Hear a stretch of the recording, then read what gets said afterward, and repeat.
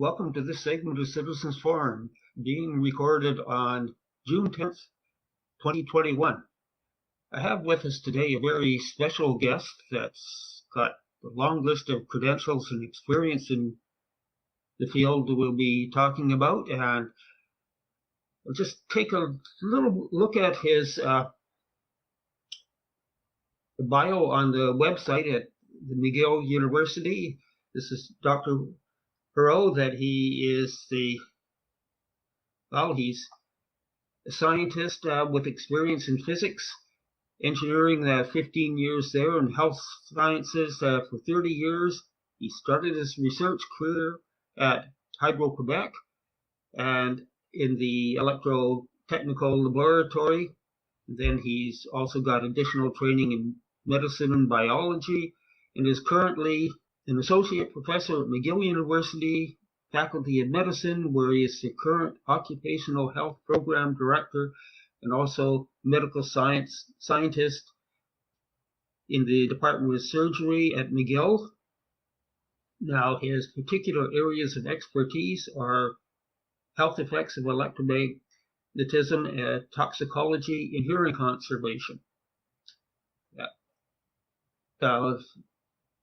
Taking a quick look at his Environmental Health Trust site, which lists, I think, only selected papers, and his papers include, he contributed to the BioInitiative report.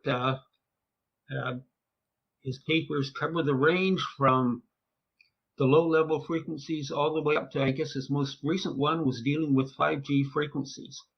And Dr. Héroux, welcome. It's a pleasure to have you, and particularly you wanted to talk about, well, I guess it's not just FCC and the way they're, shall we say, the holes in their reasoning on their standards, which applies to, I guess you could say, most of the Western world, including Canada. We have our own under Innovation, Science and Economic Development, or Industry Canada, coupled with Health Canada. And what your comments about the FCC probably apply every bit as well to here in Canada. Yes, basically the regulations in Canada are called Safety Code 6. While, of course, in the United States, the FCC enforces health limits for electromagnetic radiation, which are rather tightly inspired from ICNIRP. And ICNIRP is this self-appointed group of scientists stationed essentially in Germany that don't have essentially much oversight, if any at all. They were spontaneously formed, I think, for a purpose. It is to stabilize an industry that depended on the conviction of the public that electromagnetic radiation is very, very innocuous and doesn't need to be controlled below levels that don't heat you up. And so this is a very, very tall assumption that is scientifically indefensible. But if you are an industry that is well coordinated and you have a fair amount of time to promote this idea, you can actually build within governments, within various health organizations, and even within the public, the notion that, yes, electromagnetic radiation, don't worry about it. But historically, this has happened many, many times. If you're an industry that needs to spew dirt into the atmosphere, you're not going to tell your employees or the people around the plant that this is bad for your health. If you are making lead paint, you're not going to claim to anyone that lead is a neurotoxicant. And so this is a very old story in public health, in that we repeatedly go through these cycles. When automobiles, produce gas emissions that are bad for your health, when we realize it clearly, we clean it up. But we go through this cycle of, I would say, destroying our own environment, and afterwards having to backtrack in the techniques that we use to clean up the mess that we made. In a sense, our job in public health is to make sure that we don't have to backtrack that often. We would like to be cognizant of the risks associated with each agent early on and to take measures to control human impacts early on. And in the case of electromagnetic radiation, this is entirely possible. We can do a lot better than we are doing now. We can do a lot better, or what? Have you got any recommendations or suggestions that people could do both for themselves and at the government level? Of course, if you want to reduce exposure to electromagnetic radiation, but still use wireless and reduce health impacts, there's a large number of things that you can do. The first thing is that wireless and telecommunications are two distinct things. In other words, to have superb telecommunications, you do not need to rely to any great extent, in fact, on wireless. But you can promote that style as a choice if you wish. What do I mean by this? I mean by this that massive transfers of data, which apparently is in the future of humans because we can have very, very big appetite to transfer data for one reason or another, although even that fact is disputable. How much data do we really need to transfer? But assuming that we do, the best way to do it is through optical fiber. Optical fiber is immensely powerful in terms of its capacity for transferring data. And so what this means is that 5G or 6G will never be able to compete in any way with the capacity of an optical fiber. As the system is set up now in most countries of the world, the optical fiber runs through your street. But the very last leg of the link to this pipeline is through wireless, or at least is often favored over any other means. And the reason for this is essentially commercial. So what I'm saying is that if we all had optical fiber connection to our home in regions where it can be economically brought in, which is all large cities, absolutely, even in relatively not dense suburbs, you can do the same thing, then our exposure to electromagnetic radiation would be reduced because people would appreciate the fact that data transfer is so fast through optical fiber that they don't need really to use wireless that much. So essentially what I'm saying is that wireless cannot be entirely eliminated. It is a convenience, that's true, and it is necessary in some applications. But in many, many other applications, it is entirely unnecessary. I don't think it's necessarily a good idea for everybody to download films on their cell phone. I think it's probably necessary for people to have cell phones for occasional communications and for alarms and things like that. But the amount of use that you get from a cell phone, which is otherwise very useful as a camera and very useful as a computer, should be limited because it is an unhealthy exposure, especially when you hold the phone against your head. And cell phones should not be used in that manner. You should never hold a cell phone against your head. You should always use it at a certain distance from your body as much as you can. Why? Because the nervous system is sensitive to this radiation, and by holding it against your brain, you are not, placing yourself in a very favorable position. So what I'm saying is that technology is offering us means by which we can change the style by which we use telecommunications and still have very, very efficient and superb performance in data transfers. What is being promoted right now is the purchase almost yearly of very expensive cellular phones in order to feed an industry that wants to grow and grow and grow, essentially without limit. So essentially, what I'm saying is that cell phones should be reevaluated in terms of their practical use, in terms of their design, and we should rely more on optical fibers and probably in the future on Li-Fi rather than Wi-Fi for mobility. Well, I was just going to say that what we mentioned earlier, you were talking about Dr. Magda Havas, and she's got a very interesting survey or program that she's working on. I'm sure you've heard of her getting people around the world, normal people, such as myself, measuring the radiation in their local area.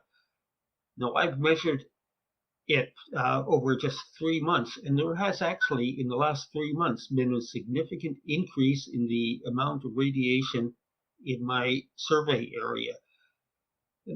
That does seem to be pretty much, there's been nothing major that should have been explains it, but that seems to be fairly consistent almost worldwide. I'd say that these levels, something like the frog sitting in a pot of boiling water, and we're not going to really catch on until, I guess you'd say, it's probably too late for us.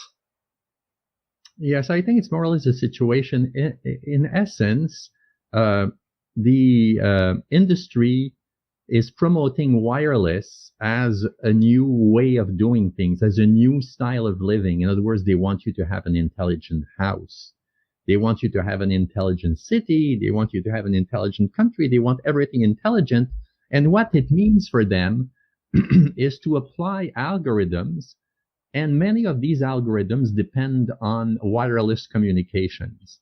Well, it doesn't necessarily have to depend on wireless, but wireless is becoming so cheap because essentially you can print circuits that you can insert these wireless devices into anything.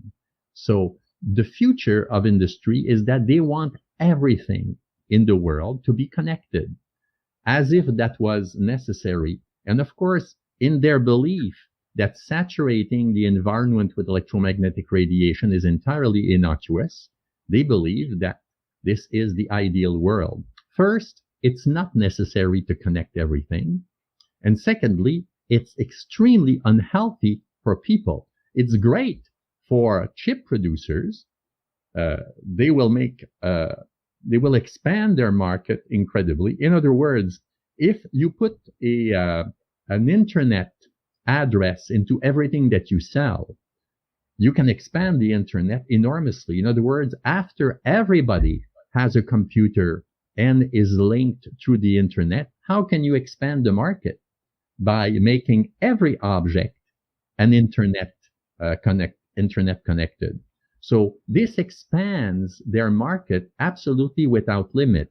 But this is the dream of an industry. It's not necessarily an appropriate dream for humanity.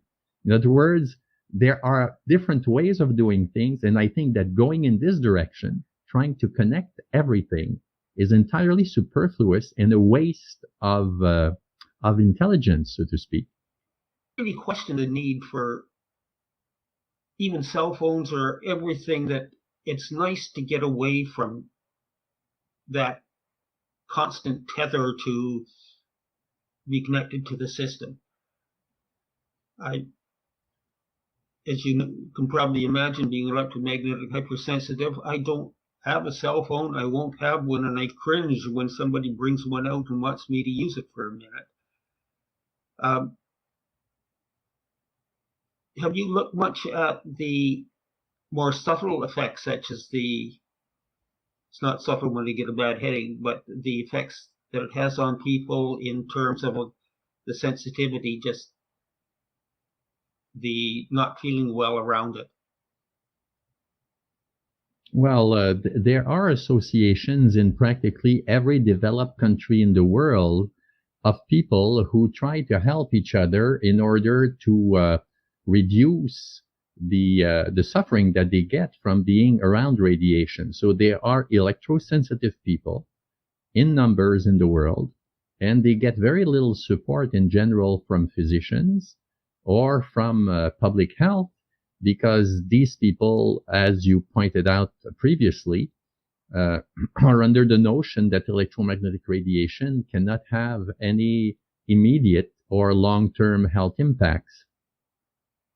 So yes, cell phones are extremely popular right now because they represent the miniaturization of computing. It's a computer in your hand. They represent, this practically killed the camera market. We've miniaturized cameras to the point where we have excellent performance from very, very light objects. And they also allow people to communicate very easily with one another. But a society can also be overwhelmed by communications, in the sense that I come to my office every day and I have to fight through a bunch of emails that are sent obviously as group emails that have relatively little to do with me. And so it's become so inexpensive and so easy to communicate with so many people that essentially our personal identity is being eroded by this presence of innumerable others who are continuously trying to gain our attention. And of course, none are more motivated than people trying to sell things. So essentially, the internet has become a medium not only for the communications that we need, it's become a medium for communications that we don't need. In other words, there's very little incentive to reduce the volume of data that you send through the internet because it's essentially practically at no cost. And then there is a large fraction of traffic on the internet that is essentially trying to sell you stuff and essentially trying to drive you to another product rather than to one. And there's also about 35% of the internet that is criminal activity. In other words, automatons who are based in computers and work ceaselessly, trying to essentially steal data or impair the gathering of data or the function of competing websites. So the internet has become a very complex environment, and it seems that the usefulness that it had originally in its very, very early days is being slowly pushed aside and invaded by a usefulness for uncontrolled development of an industry. So cell phones are so much in vogue right now that it's unrealistic to believe that we're going to convince people to forgo them. But we could certainly convince them to use them differently, to use them more smartly, and to use them more strategically. And I believe that in the end, this will be achieved. Well, you know, when you were saying that, I was just thinking about when TVs first came out, about how wonderful they were as an education device and all these wonderful things about TV. And well, they're quite right, but slowly the commercial market got in there, and I don't think anyone can really say there's a lot of good programming on TV now. Of course, my Citizens Forum show is good programming, but apart from that, there's not necessarily a lot of good programming. And it just shows how once industry gets fully into it, they start, I guess you could say, misusing it, and it loses its original focus, and they're still absolutely. using it as a way to sell more data. I mean, this is how it may not feel like you pay, well, in some cell phone bills, even there, you're using a lot of data, but cumulatively, that's where they're making their money, is by selling the data and the access to data. I think is probably one of their biggest problems now with Wi-Fi. Yes, any industry, you look at it historically, I'm sure that when they started publishing books, only the most superb works were considered to be valuable enough to be printed as books. But as technology improves, you can print almost anything. And the same goes for, say, the music industry, in which originally, when reproduction or diffusion of works was very, very difficult, only the most valuable things were contained at the start. But as things evolves, commerce becomes a power that tends to, I would say, dilute values, because commerce cares about profit first and foremost, if not only.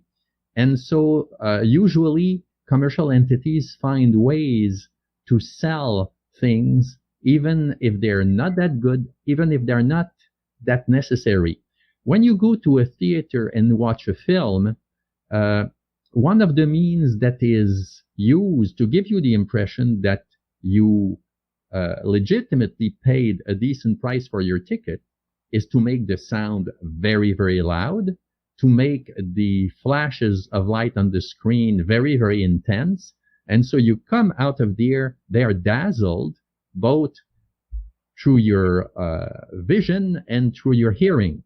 But this kind of a feeling is not a very good substitute for artistic value, which is much more complicated to get to than to increase the volume of an amplifier. And so essentially, I would say commerce is sensitive to the sensitivity of humans to things that don't necessarily have long-term or very authentic value. They essentially are using the public for profit. And I don't think that the cell phone industry is different from that. That just sort of flashed in my mind when I haven't been to a movie for a long time, but that's exactly what I feel like coming out, that basically, I guess you could say they've intentionally overwhelmed my senses so much that sort of what we probably all feel, that coming out from the movie just a little bit dazed and stunned. That's right. It's easier to generate that kind of daze than it is to generate a great discussion about the artistic value or the philosophical content of a film. So these dazzling effects to the senses are very, very easy to produce, don't require much skill, but they produce perhaps I would say marketable effects in a number of people. So you have to know what your audience is, what they're sensitive to, what they want. And so industry, in a sense, answers the desires of the people who support them. So you can't blame them entirely. On the other hand, they do take advantage of a number of vulnerabilities in the human psyche, in the human mind, and so on. Well, the vulnerabilities and etc. that I can remember when I first decided to get rid of a cell phone. I hadn't had one all that long, actually, but there's such an addictive action there that you miss for a while checking your cell phone for a message or something that you really don't need anyways. But you found I was constantly sort of reaching to check the cell phone. And I guess there's a psychological addiction, but I understand there's a bit of a physiological addiction that can come from doing without your cell phone. Have you looked at that at all? Well, I think that's a very research area, in the sense that you can depend on being continuously interrupted. Among academics, there's many of my colleagues who are rather wise, who never answer the phone, because they realize that in the type of work that they do, they need moments of continuous thought that are very, very rare if you are at the mercy of anyone wanting to contact you. So I would compare that exactly to this reaction. A person who wants to perform work that is intense and original usually cannot be interrupted all the time. What a cell phone does is exactly the opposite. It breaks down your life into a million pieces, And one of the unintended consequences of that is that you become an object at the mercy of these controls. So, of course, industry, the cell phone industry wants you to be focused on your phone almost continuously so that they can sell advertising and all sorts of things through this medium. They don't want you to look at your life. They want you to look at your cell phone, because your own life might allow you to develop a personality, originality, and things. Whereas if you're on your cell phone, you are essentially dependent on what comes through. You're dependent on a string of messages and contacts. And so it's very reassuring from the point of view, I would say, of the number of contacts, but it actually tends to destroy a lot of your personal identity. Yeah, I've noticed that a lot of people, the whole social world seems to be involved with their cell phone, which has got to be a pretty empty life. That, I mean, you need to communicate with people that in a way that a cell phone just doesn't allow you to communicate. Yes, it seems that every technology, every new instrument that we're given has these inconveniences. Take computers, for example. Computers are very, very useful, but they're not as useful or indispensable as they have been made to be in contemporary society. So just thinking about a computer in its structure, one of my friends in the early days of computing told me you could spend all of your time cleaning your hard disk, because a computer works by automation. It can do things extreme doing. You would need to survey it continuously, and you might need to manage it continuously, but you can't do that. So a computer by its very nature escapes your control.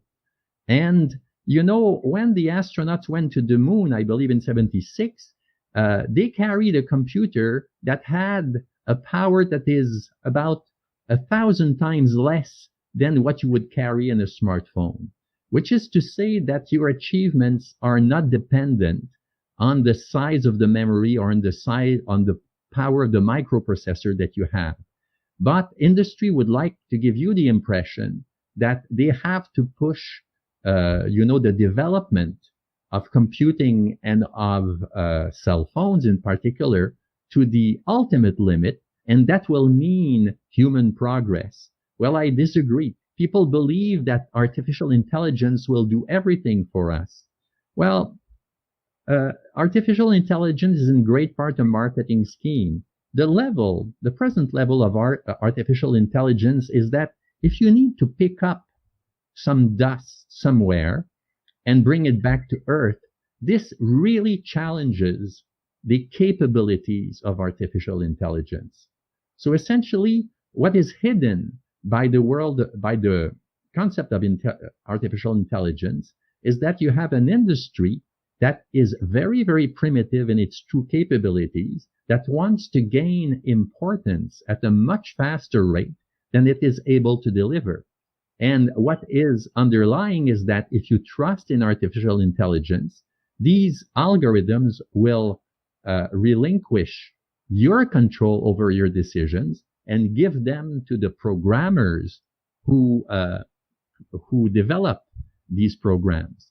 So both computers and artificial intelligence, in my opinion, have been overblown. Their importance has been exaggerated, and we should judge them in a much more, I would say, with a much more critical attitude. Well, I was just thinking, I prefer to trust, shall we say, natural stupidity a little bit over artificial intelligence. But this whole algorithm thing concerns me quite a bit for another activity I have. I ride a recumbent trike. I have to because my balance nerve has been cut, and I need a trike there. But what concerns me with artificial intelligence in the cars is that the car has to be taught that I'm a person on the bike and I'm not, shall we say, a dog that running along the road. And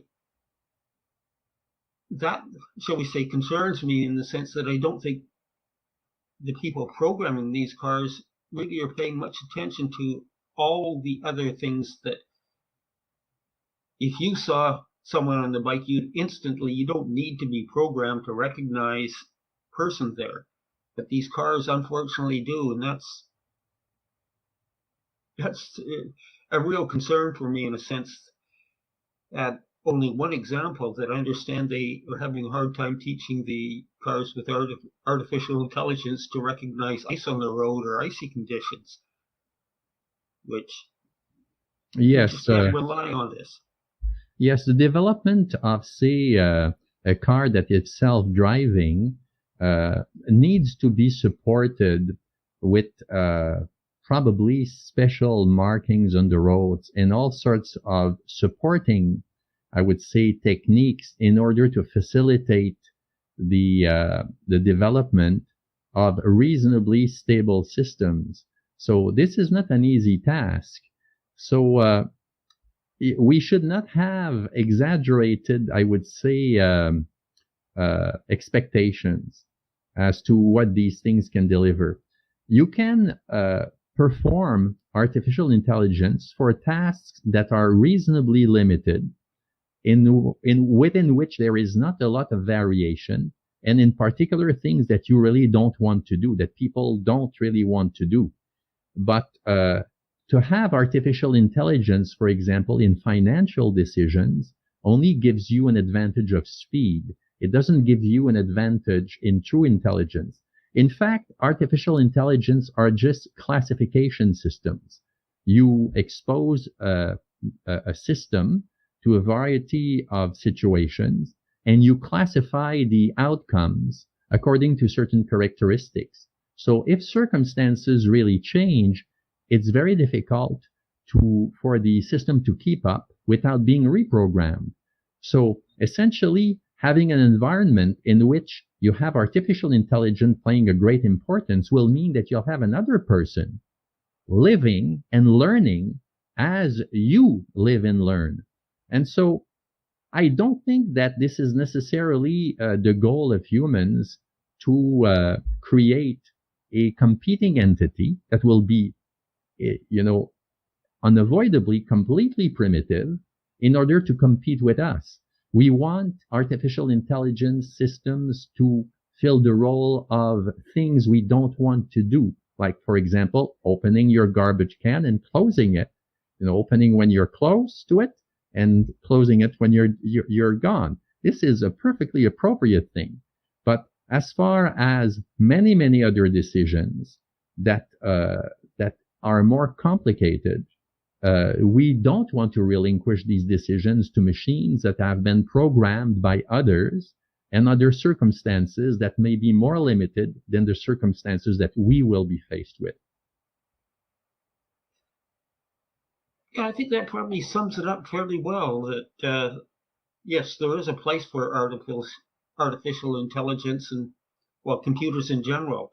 There is a place, but we have to remember they're only tools that we use to make our life better, and so many people seem to have lost the focus on that.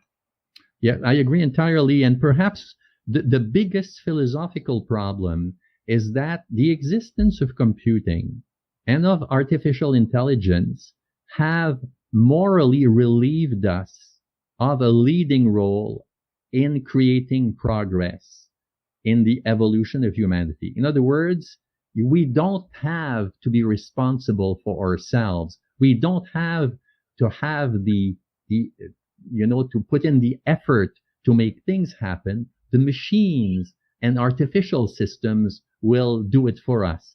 This is very, very great for the industry that's promoting these products, but it is disabling for humans who live around these products. And I think that the balance should be restored. People will be kings say of their destinies forever. And once you can create machines that can compete with us, then what we should do with these machines is destroy them, because we don't want a competing race to humans. We own this planet, and as far as we know, we own this universe. It is ours. It is not a machine universe. That's quite correct. That just where things seem to be going on this, that people, I mean, well, you've heard it so often that, oh, that's what the computer did. The computer did this, as though it's some overriding, controlling entity, and you can't argue with the computer. How often have you filled out a form and you couldn't put what you considered to be the correct information in because the computer was blocking you? That we just have to get back to a little more, I guess you could say, human response. Yes, the simplest thing is that you try to buy something in a store, and then there's a power failure. And of course, they can't sell you anything because their automated system would record the price, gives you a sales slip, and would update the inventory all at the same time. But it means that you are blocked from doing things just because this system is unavailable. And when you put this in the hands of government, it means that the rigidity of administration is limited by the capacity to reprogram or initially to program correctly management systems. We can't do this because the computer won't do it. So essentially, control is slowly being sapped from humans into the population of computer experts who will control them. And of course, as cell phones are computers, it is an arm of this philosophy that you should be controlled by some algorithm or some method, or you should be fed certain information that becomes extremely worrisome when you carry it to the extreme. In other words, you should talk to your neighbor rather than only look at your phone. Definitely. I actually, just for a laugh, occasionally at a bus stop, you see somebody looking at their cell phone, and I walk up to them and ask them if they're looking at the meaning of life, because they're looking at it so intently. And usually that's enough to make them put their cell phone away for at least 30 seconds. So, but that intent look that people have, as though that is the focus of their world, I just don't understand how it's a very bright screen. It has very neat shapes. You can control it. It has all the toys that the human psyche wants to have. And this, it's the way it's designed. It's very, very sleek. It's very portable. It has all these qualities. But the problem is not so much what it is what it eliminates around itself. The cell phone eliminates a lot of things around itself. That's exactly, but well, I think actually I'd like to have you back, and we can cover a lot of ranges, a lot of philosophy, which I think you and I are looking at the same page all the time here. Thank you very much for your time. And you're very welcome. Okay, and thanks everyone for watching.